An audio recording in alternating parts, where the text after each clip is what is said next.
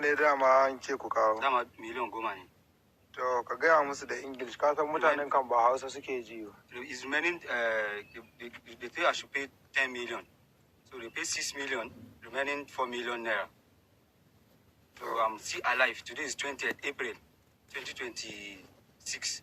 I'm still alive. To lahiya lau. Ina ganin ni dai duk wayannan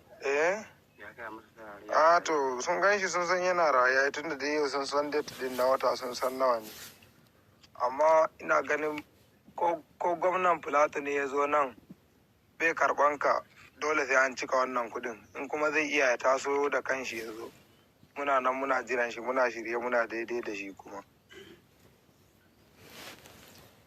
Salam, ina gaishe da 'yan uwana da abokan arziki na faɗin Najeriya ko in ce na faɗin duniya gaba ɗaya.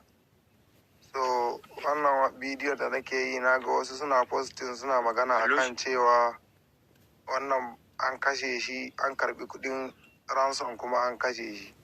To wanga bawan Allah bai mutu ba, yana nan, amma dai yana shirin mutuwa gaskiya in ba mu sauran kuɗin da muke bi ba.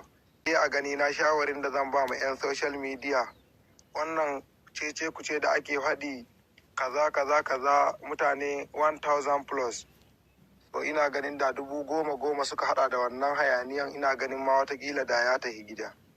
So amma za ku ji sauran bayani a gare shi.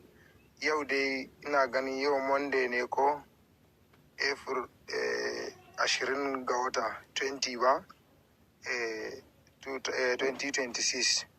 To amma nawa ne dama an ce ku kawo? Dama miliyan 10 ne. To ka gaya musu da English, ka san mutanen kan ba Hausa suke ji ba. Is remaining, they say I should pay 10 million. So they pay 6 million, remaining 4 million naira. So I'm still alive. Today is 20th April 2026. I'm still alive. To lahiya lau. Ina ganin ni dai duk wayannan to sun gan shi sun san yana raye tun da yau sun san date din na wata sun san nawa ne. Amma ina ganin ko gwamnan Filato ne ya zo nan bai karban ka dole sai an cika wannan kudin, in kuma zai iya ya taso da kanshi ya zo.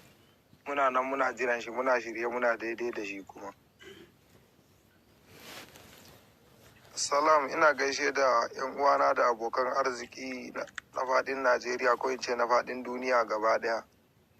So wannan bidiyo da nake yi na ga wasu suna posting suna magana akan cewa wannan an kashe shi, an karbi kuɗin ransom kuma an kashe shi. To wanga bawan Allah bai mutu ba, yana nan, amma dai yana shirin mutuwa gaskiya in ba mu sauran kuɗin da muke bi ba.